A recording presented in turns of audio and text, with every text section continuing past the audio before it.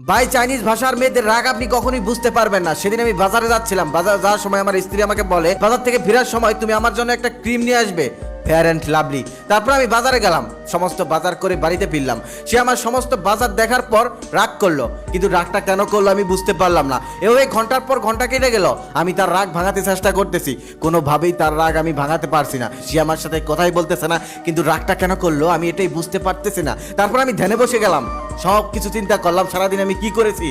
তারপরও আমি বুঝতে পারলাম না রাগটা সে আসলে আমার সাথে কিসের জন্য করেছে। তারপর মোটামুটি তৃতীয় বিশ্বযুদ্ধের মতো একটা কষ্ট করার পর সে বলতেছে, বাজারে যাওয়ার সময় তোমাকে একটা ক্রিম আনতে বলেছিলাম, সেটা কেন আনোনি?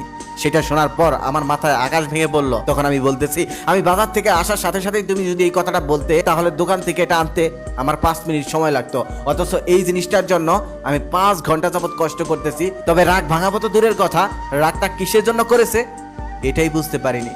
তাই মেয়েদের উদ্দেশ্যে আমি একটা কথা বলতেছি, রাগ করা আপনাদের অধিকার, রাগ করেন, তবে কিসের জন্য রাগ করবেন এই জিনিসটা একটু জানিয়ে দিবেন। আর হ্যাঁ, ছোট্ট একটা বিষয়ের জন্য যখন আপনি এত বড় একটা রাগ করেন না, আর রাগটা ভাঙাতে যখন আমাদের অনেকগুলা কষ্ট করতে হয়, আর তারপর রাগ ভাঙানোর পর যখন বুঝতে পারি সমস্যাটা আসলে এতটুকু ছিল, তখন আমাদের আফসোস হয়, মুন্ডায় চায় মশার মতো টিপ দিয়ে মেরে ফেলি। শুধু ভালোবাসি বলে কিছু বলতে পারি না।